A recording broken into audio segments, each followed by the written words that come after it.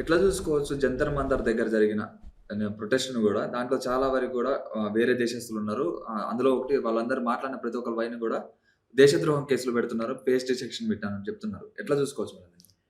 ఇప్పుడు paper leakage అన్నది విషయం జరిగింది. పేపర్ లీకేజ్ అయినా హ్మ్. పేపర్ లీకేజు సిస్టంలో ఎక్కడ అంటే పేపర్ సెట్టింగ్ దగ్గర నుంచి పేపర్ ప్యాక్ అయ్యి ట్రాన్స్పోర్ట్ అయ్యి ఎగ్జామినేషన్ సెంటర్స్కి వెళ్ళి పిల్లలు ఎగ్జామ్ కండక్ట్ అయ్యే వరకు ఎక్కడ సిస్టమ్ ఫెయిల్ కాలేదు. ఎక్కడ ఫెయిల్ అయింది? పేపర్ సిస్టమ్స్ పేపర్ సెట్ చేసిన అతను పేపర్ రాసి అక్కడ లోకల్గా వాళ్ళు అమ్ముకోవడం బట్టి ఇది పేపర్ లీకేజ్ అయింది. అంటే అన్ని చేసినా ఎంత సిస్టమ్ కరెక్ట్గా పెట్టినా పేపర్ సెట్ చేసిన అతని బ్రెయిన్ మనం ఏం చేయగలము? అతను కరప్ట్ చేస్తే మనం ఏం చేయగలం? సో అక్కడ ఫెయిల్ అయింది. అది కూడా ఫెయిల్ కాకుండా ఇప్పుడు నెక్స్ట్ ఏం చేయాలని దాన్ని బాగుపరిచేదానికి సిస్టమ్స్ తీసుకొస్తున్నారు. యాంటీ పేపర్ లీకేజ్ బిల్ ఇచ్చారు. ఆ బిల్లు కూడా దానికి కూడా ప్రొటెస్ట్ చేసి నో నో అని నినాదాలు ఇచ్చి అపోజిషన్ మీరు వెళ్ళిపోయింది పార్లమెంట్లో చూడొచ్చు. ఈ బిల్లు పెట్టినప్పుడు వెంటనే అపోజిషన్ ఆమోదం తెలపాలి. ఇట్లాంటి మీరు సిస్టమ్ కరెక్షన్ అడిగారు, సిస్టమ్ కరెక్షన్ ఇమీడియట్గా మళ్ళా 20 రోజుల్లో ఎగ్జామ్ కండక్ట్ చేశారు. పిల్లలకి వాళ్ళ పాస్ అయిన పిల్లలందరికీ సీట్స్ అలాట్ చేశారు. వాళ్ళు ఇప్పుడు కాలేజీలో జాయిన్ అయ్యారు, సంతోషంగా ఉన్నారు. So what do you want? System correction are just resignations? మీరు గవర్నమెంట్ యాంటీ సోషల్ ఎలిమెంట్స్ అన్నీ ఇక్కడ ప్రొటెస్ట్ చేసాయి, కానీ స్టూడెంట్స్ ప్రొటెస్ట్ జరిగింది కొంతవరకే. స్టూడెంట్స్కి ఏం కావాలో ప్రధానమంత్రి గారు ఆలోచించారు. దాన్ని కరెక్ట్గా సెట్ చేసి ఇమీడియట్ రెక్టిఫికేషన్స్ జరుగుతున్నాయి. ఇది కావాలా మీకు? ఊరికే అన్రెస్ట్ కావాలా? ఇది యాంటీ సోషల్ ఎలిమెంట్స్ కాకపోతే పొలిటిసైజ్ చేయడం కాకపోతే ఏమంటారు దీన్ని? అంటే ఇన్ని రోజులు ప్రొటెస్ట్ జరుగుతున్నాయి, ఎందుకు అంతమంది విద్యార్థులను కొడుతున్నా కానీ ఎందుకు ఇంతవరకు బీజేపీ ప్రభుత్వం స్పందించలేదు? ఎవరు ఎందుకు మనకు కావాలని చెప్పి దాడులు చేపిస్తున్నారు అని చెప్పి అడుగుతున్నారు. పిల్లల మీద దాడులు చేశారని వాళ్ళు ఎవరి మీద దాడులు చేశారు కరెక్ట్గా చూడండి. పిల్లల మీద దాడి జరిగిందా? మీరు యాంటీ సోషల్ ఎలిమెంట్స్ జాయిన్ అయిన అక్కడ అసలు స్టూడెంట్స్ కానోళ్ళు, దాడులు జరిగిన వాళ్ళందరూ బ్యాక్గ్రౌండ్ చెక్ చేయండి. వాళ్ళ మీద ఆల్రెడీ ఎఫ్ఐఆర్స్ రిజిస్టర్ అయి ఉన్నాయి. అన్ని ఫేస్ రికగ్నిషన్ వాడి వాళ్ళ మీద ఎఫ్ఐఆర్లు ఉన్నా ఇలాగా మర్డర్ కేసులు, రేప్ కేసులు ఇలాంటి వాళ్ళు ఎవరున్నారో వాళ్ళు ఐడెంటిఫై చేసి కొట్టడం తప్పితే వాళ్ళు పోలీసుల మీద పడి మొత్తం మూకమ్ముడిగా పడిపోతే వాళ్ళ మీద ఇది అవ్వడం తప్పితే పిల్లల్ని కొట్టింది లేదా? అంటే అక్కడ ప్రొటెస్ట్ ఈ వీడియోలన్నీ వాడుకుంటున్నారు. మీరు మాట్లాడిన యాంటీ సోషల్ ఎలిమెంట్స్ ఏం మాట్లాడినారో అది కూడా చూస్తున్నారు కదా. సో ఈ సోషల్ మీడియా ప్రొపగాండా మానేయండి. ఈ సోషల్ మీడియాలో వాళ్ళు ఎట్లా కావాల్స్తే అట్లా వాడుకుంటున్నారు. రియల్గా అక్కడ జరిగింది ఏందో గ్రౌండ్లో అది పిల్లలు కూడా చూడండి, పిల్లలు కూడా ఆలోచించండి ఏం జరుగుతుందో. Gen Z is not, they are very matured enough, they understand what's happening. People are using them for politics. They are politicizing the whole scenario. మీకు కావాల్సింది ఏంటి? అది వెంటనే మీరు అడిగిన resignation is not the ultimate, దానికి సొల్యూషన్ కాదు. బట్ స్టిల్ పిల్లలు అడిగారు, దానికి మర్యాద ఇచ్చారు. దాని గురించి కూడా ఆలోచించి వెంటనే ధర్మేంద్ర ప్రధాన్ గారు కూడా రెసిగ్నేషన్ ఇవ్వడం జరిగింది. అక్కడ ప్రొటెస్ట్ చేసిన ప్రతి ఒక్కరిని ఫేస్ రికగ్నిషన్ పెట్టుకొని అక్కడ వాళ్ళకి ఎవరికి ఉద్యోగాలు రాకుండా, గవర్నమెంట్ ఉద్యోగాలు రాకుండా వాళ్ళందరినీ కూడా కావాలని చెప్పి ఇంట్లో నుంచి ఉన్న వాళ్ళందరినీ కూడా తీసుకొచ్చి అరెస్ట్ చేసి కొడుతున్నటువంటి పరిస్థితి అని చెప్పి అరెస్ట్ చేసింది ఎవరిని? పిల్లలు కాదు వాళ్ళంతా గూండా మాఫియా వాళ్ళందరూ కలిసి వాళ్ళు వచ్చిన వాళ్ళందరినీ పట్టుకొని అరెస్ట్ చేస్తున్నారు. పిల్లల్ని ఎక్కడ అరెస్ట్ చేయట్లేదు. వాళ్ళకి ఇచ్చిన మాట మీదనే పిల్లలు ఎవరిని టచ్ చేయట్లేదు. Only anti social elements who have criminal records behind them, they are holding them. Because అది మళ్ళా ఇది ఇలా యాంటీ సోషల్ ఎలిమెంట్స్ మళ్ళీ రాకూడదు, ఇలా చేయకూడదని they trying to arrest this problem. అంటే నాట్ ఓన్లీ ధర్మేంద్ర ప్రధాన్, ఖచ్చితంగా మోడీ కూడా గద్దదించే వరకు కూడా మా పోరాటం ఆగదని చెప్పేసి వాళ్ళు అంటున్నారు. ఎవరంటున్నారు? కాంగ్రెస్ పార్టీ వాళ్ళు అంటున్నారు, కాంగ్రెస్ వాళ్ళు కూడా అంటారు. అంటే ఇది కాక్రోచ్ పార్టీ మాటగా, అంటే why is cockroach party come in to this only to prime minister దించేయడానికి? మీరు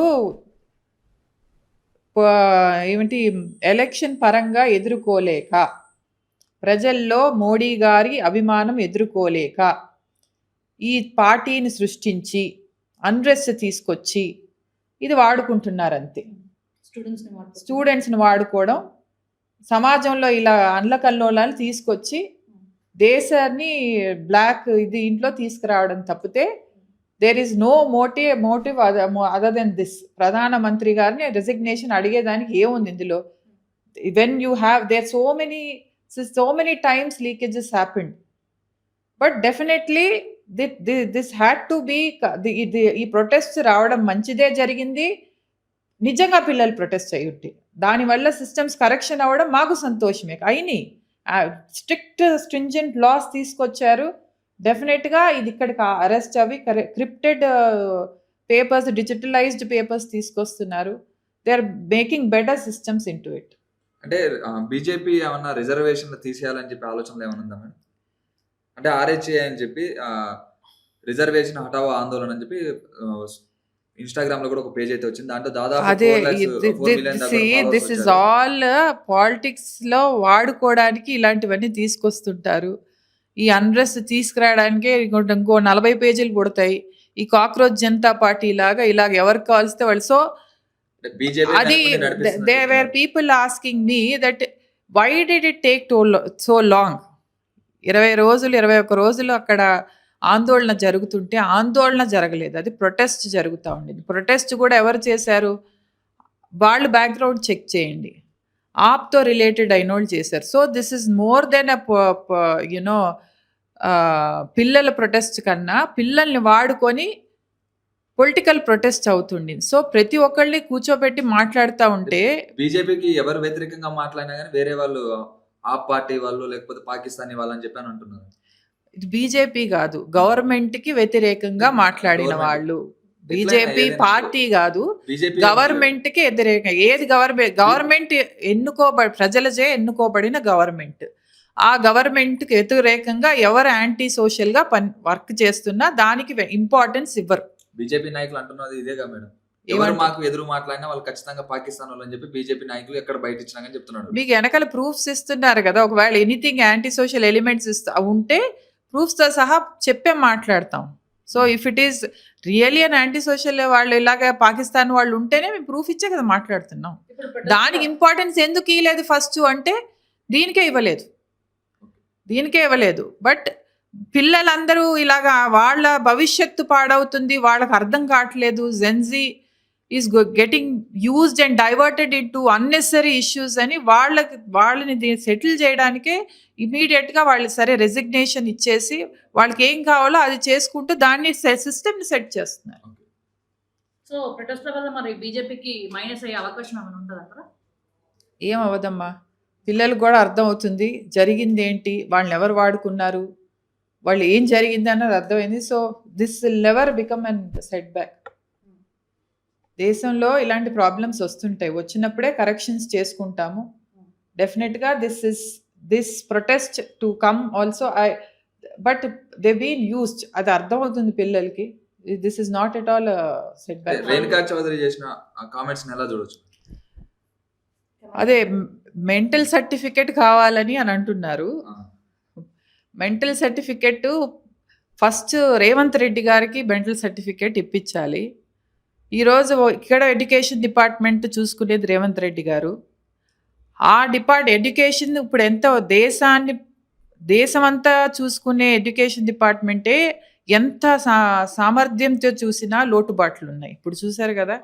అలాంటిది రాష్ట్రంలో ఒక ఎడ్యుకేషన్ డిపార్ట్మెంట్కి ఒక మినిస్టర్ లేడు, ఒక డైరెక్షన్ లేదు. ఈయనకి ఇష్టం వచ్చినట్టు మార్నింగ్ ఒక మాట సాయంత్రం ఒక మాటలో మాట్లాడు.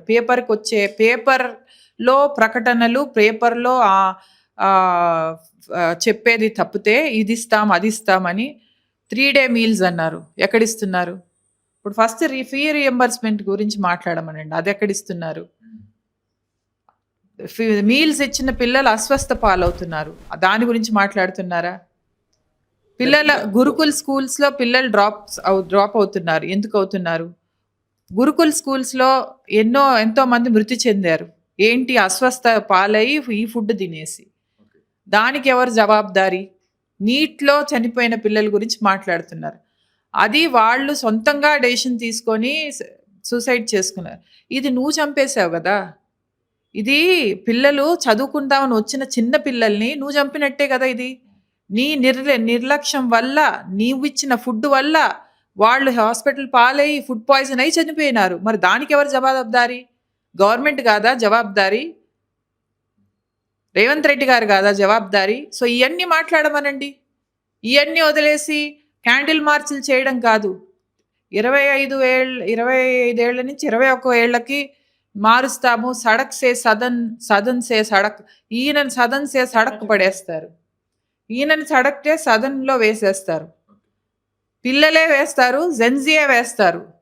వాళ్ళకి రేవంత్ రెడ్డి ప్రభుత్వం మీద ఎంత విరక్తి వచ్చిందంటే అంత విరక్తి వచ్చింది. ఖచ్చితంగా అలాంటి ఉద్యమం తెలంగాణలో వచ్చింది అనుకుంటున్నాను. ఉద్యమాలు మంచి కోసం వస్తే ఉద్యమాలు డెఫినెట్గా పిల్లలు కానీ ఎవరైనా మంచి చేసేదానికి వస్తే ఉద్యమాలు. బట్ ఆ మంచిని ఇలా పొలిటికల్ వాళ్ళు వాడుకుంటే దాని ఉద్యమం అనరు. సో అలాంటి ఇలా వాడుకునే ఉద్యమాలు రాకూడదు. అలాగే ఇప్పుడు కొండా విశ్వేశ్వర రెడ్డి చేవెళ్ళ ఎంపీ చేసిన వ్యాఖ్యలు ఎట్లా చూడొచ్చు? అంటే ఒక గన్నుతో కాల్చి చంపుతుండే అని చెప్పి మాట్లాడుతున్నారు. ఎట్లా దాన్ని? అది నిజమే కదా. ఏ దేశంలో అయినా ఇలాంటి ప్రొటెస్ట్లో వేరే దేశ ప్రెసిడెంట్స్, ప్రైమ్ మినిస్టర్స్ ఎలా రియాక్ట్ అవుతున్నారో చూడండి. మన భారతదేశంలో ఎలా రియాక్ట్ అవుతున్నారు. ఎక్కడ గన్ ఫైర్ కాలే, ఎక్కడ ప్రొటెస్ట్ చేసి వాళ్ళ మీదకి వచ్చేస్తున్నా కూడా పిల్లల్ని కొట్టలే. అక్కడ పిల్లల రూపంలో ముసుగులో వచ్చిన తోడేళ్లను కొట్టారు. అది కూడా వాళ్ళు ఫేస్ రికగ్నిషన్లో తెలుసుకొని ఎవడు ఎలాంటోడో చూసుకొనే కొట్టారు. పిల్లల్ని ఎక్కడ టచ్ చేయలేదు.